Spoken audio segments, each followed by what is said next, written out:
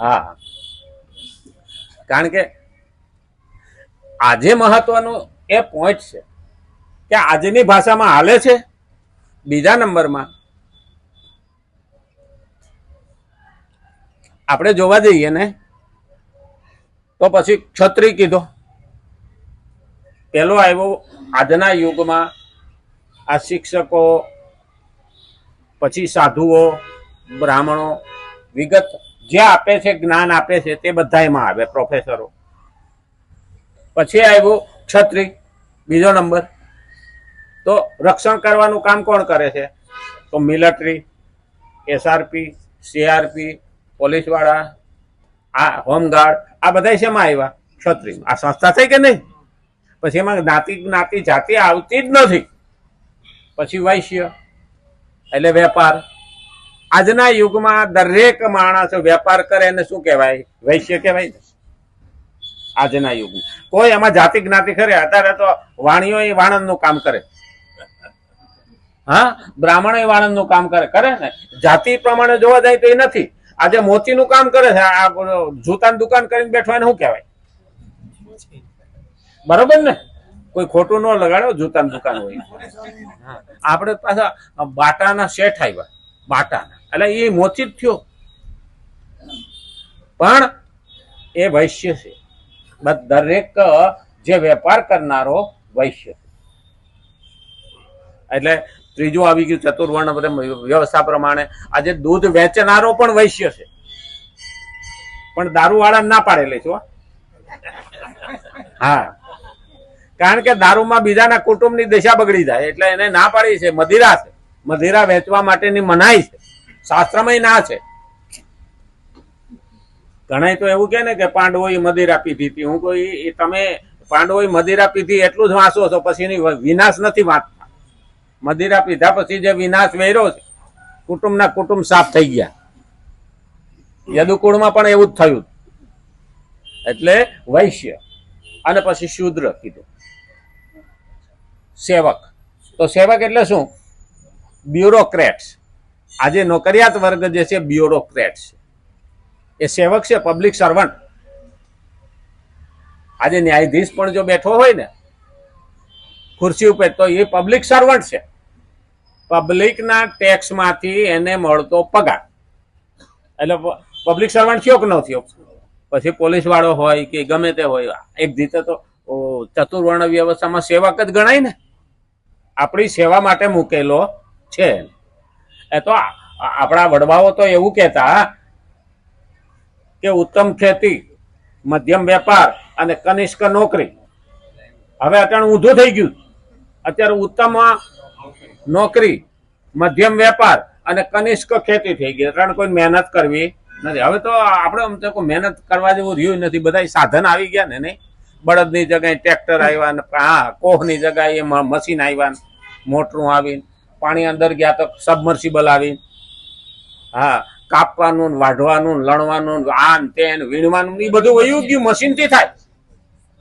હા, એક સમય એવો આવશે ને કે માણસની જરૂર પડશે નહીં, બધા મશીનો આવશે અને બધા મશીનો કામ કરવા પડશે, માણસ વધી પડશે. હા, અટાણે રોટલી કરવાના મશીન આવી ગયા. બોલો, સળવી સીધી બાર આવે. હા, પાણી, લોટ ને તેલ ને મીઠું અંદર નાખી દો, લોટ બંધાઈ જાય. કોની કોઈથી લુયા તૈયાર થઈ જાય, કોની કોઈથી વણાઈ જાય, કોની કોઈ જાય તો શેકાઈ જાય, કોની કોઈ જાય તો ચોપડાઈ જાય, ને બારી આવે તો તૈયાર થઈ. આવા મશીન થઈ ગયા. હા, એટલે પછી મન લાગે માણસની જરૂર પડશે નહીં. બધું ઓટોમેટ. હવે પાછું AI એવું છે. હા, એ પેલી શું કે આર્ટિફિશિયલ ઇન્ટેલિજન્સ કે ને, આર્ટિફિશિયલ ઇન્ટેલિજન્સ. હા, એ AI નો જમાનો આવ્યો છે. નો હોય એવું દેખાડે, બોલો. એટલે પણ એ ધ્યાન તો રાખવું જ પડશે. અને ત્યારે ભગવાને મને લાગે છે એ જ વાપર્યું છે. આ AI જ વાપર્યું છે. નહીતર ઓલાને મારવાનો હતો ને, ત્યાં રોઢે દાળે અંધારું કરી દીધું. અને પછી બારો આવ્યો અને અર્જુન ને પેલી ચિતામાં હળગવા ગયો, ત્યાં કીધું આ હામો ઉભો કે સૂર્ય તો માથે છે, ત્યાં સુધી ઢાંકી દીધો. આ પણ એ ભાઈ આર્ટિફિશિયલ હતું ને, કરેલું હતું, થયું નહોતું. ભગવાને સુદર્શન આડું મેલી દીધું. ખરેખર આમ તો ખરેખર મહાભારત સમજવા જેવું તો ખરું જો, ભલે 10 વર્ષ લાગે વાંચતા હોય તો, પણ માણસ અટાણે ઉધેરો વાળે સડી ગયો ઘરમાં, મહાભારત રખાય નહીં, આવર વાળે સડ્યો બોલો. એટલે મહાભારત નું તો એક એક પાનું વાંચવા જેવું છે. આ તો ઓલી છોકરી કોલેજ માં હતી ને, પૈણા 2 માણસ લવ મેરેજ કર્યા ને પછી ઘરવાળા એ ઓફિસે થી પટાવાળા ને મોકલો, જા મારા ઘરવાળી ના કોબી દેતો હોય શાક કરે. હા પટાવાળો લઈ ગયો કે સાહેબજી કીધું છે કે આ શાક કરી રાખજો. હવે આજે બિસાડીએ કોઈ દિવસ એવી રીતે કરેલું નહીં. ઓલો ઘરવાળો ટાઈમ થયો ખાવા આવ્યો ને એટલે કીધું કર્યું શાક, તો કે હું તો ફોલી ફોલીને થાકી કે અંદર થી શાક જ ન નીકળ્યું. કોબી આખી ફોલી નાખી, આ સોયત્રા પડ્યા છે, અંદર થી શાક નીકળ્યું નહીં. અરે કે ઈ પાંદડે પાંદડે શાક જ છે, આ પાંદડે પાંદડે કોબીમાં શાક જ કહેવાય. એમ મહાભારત અને ભગવત ગીતા ને પાંદે પાંદે જીવન છે, પાંદે પાંદે જ્ઞાન છે, અને પાંદે પાંદે જીવનનું કલ્યાણ છે. પણ આપણે ખોલીને જોઈએ તો ને, અને ઓને ખોલીને જોયું તો નીકળ્યું નહીં કાંઈ.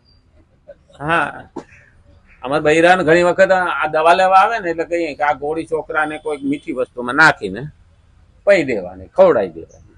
હા એક બેને તો પેંડાની અંદર ગોળી નાખી અને હરખાઈ પેંડો કરીને 2 બેનપણીઓ વાતો કરતી પાછી મળવા આવી હતી ને, જે છોકરાને પેંડો દીધો, લે બેટા ખાઈ જા. હા તો છોકરો ખાઈ ગયો એટલે આવ્યો હાથમાં લઈને, મમ્મી પેંડો ખાઈ ગયો કે આ અંદરથી કે ઠળિયો કાઢી નાખ્યો લે. એની માને ખબર પડી કે આના વળી કે પેંડામાં ઠળિયો હોય, પણ ઓલી ગોળી નાખી હતી ને એ ઠળિયો સમજી લીધો. એટલે અટાણની પરજાઈ તૈયાર છે.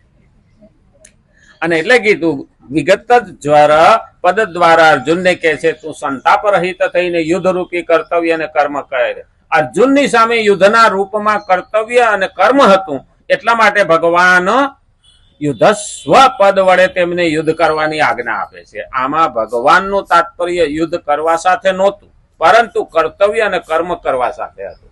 માણસ તારું કર્તવ્ય તું ભૂલે છે એનું તું ધ્યાન રાખ. તારું કર્તવ્ય તો ભૂલે. ઘણી વખત આજે છોકરા છે એ મા બાપ કર્તવ્ય પોતાનું પૂરું કરે એટલે ફરજ પૂરી કરે ને મોટા કરે. હા તો પછી વહુ આવે ને પૈણીને એટલે છોકરાનું ભેજું ફેરવી નાખે, બ્રેન વોશ કે એને અંગ્રેજીમાં ભેજું ફેરવી નાખે. કે શું કરવા? એ કે તારા મા બાપે એનું કર્તવ્ય હતું તને મોટો કર્યો એમાં. હા હવે કઈ હાંસવું એ તારું કર્તવ્ય નથી, હાલ અમારા ભેગો. એટલે પેલા તો જમાઈ આવતો તો દીકરીને લઈ જતો હતો, પણ અટાણે તો હા વહુ આવે ને છોકરાને લઈ જાય કે હવે તારું કર્તવ્ય કાંઈ આવતું નથી. પણ પહેલા કીધું છે કે મા બાપે કર્તવ્ય નિભાવ્યું તો દીકરાએ પણ કર્તવ્ય નિભાવવું જોઈએ. અહીંયા કર્તવ્યનો પહેલો પ્રશ્ન આવ્યો અને પછી તું કર્મ કહે. એટલે કર્તવ્ય અને કર્મ કરવા સાથે છે, એટલા માટે ભગવાન અહીંયા પહેલા એને ચેતવણી આપે, તારું કર્તવ્ય નિભાય. આજે માણસ શું અધિકારની ભાષા બોલે, હકની ભાષા બોલે. હકની ભાષા ક્યારે આવે? હકની ભાષા બોલવી જ નથી પડતી. કર્તવ્ય નિભાવીએ તો હક આપમેળે મળી જાય. પણ આજે માણસ ઊંધે રવાડે ચડી, કારણ કે પશ્ચિમી સંસ્કૃતિ છે એમાં ફક્ત હકની ભાષા બોલે છે, કર્તવ્યની ભાષા બોલતા નથી. અને એટલે કીધું છે કે એટલા માટે વખતો વખત જે કર્તવ્ય અને કર્મ સામે આવી જાય તેને સાધકે નિષ્કામ, નિર્મમ તથા નિસંતાપ થઈને ભગવદ અર્પણ બુદ્ધિથી કરવું જોઈએ. ભગવત અર્પણ, કારણ કે અહીંયા ભગવદ અર્પણ બુદ્ધિથી કરવું જોઈએ. તેના પરિણામ સિદ્ધિ અને અસિદ્ધિ, એટલે સફળતા અને નિષ્ફળતા, સિદ્ધિ અને અસિદ્ધિની તરફ ના જોવું જોઈએ. સિદ્ધિ અસિદ્ધિ, અનુકૂળતા અને પ્રતિકૂળતા વગેરેમાં સમ રહેવું જોઈએ. વિગત જ જ્વર થવું કહેવાય. આને જ વિગત જ જ્વર કહેવાય છે. પછી હું હારું કે જીતું એના સામે ના જોવું જોઈએ. આમાં અનુકૂળતા કે પ્રતિકૂળતા, એટલે સુખ મળે કે દુઃખ મળે, પણ તો એને કર્તવ્ય ચ્યુત થવું જોઈએ નહીં, કર્તવ્ય મૂકવું ના જોઈએ. ઘણી વાર તો આ એટલો બધો આગળ આખો ફકરો પૂરો થાય એમ નથી. બોલો, અને ટાઈમ થઈ ગયો છે, આવતીકાલે હાલો. રામચંદ્ર ભગવાન કી, કૃષ્ણ કનૈયા લાલ કી, ગજાનંદ ગણપતિ ભગવાન કી નમઃ. હર હર મહાદેવ.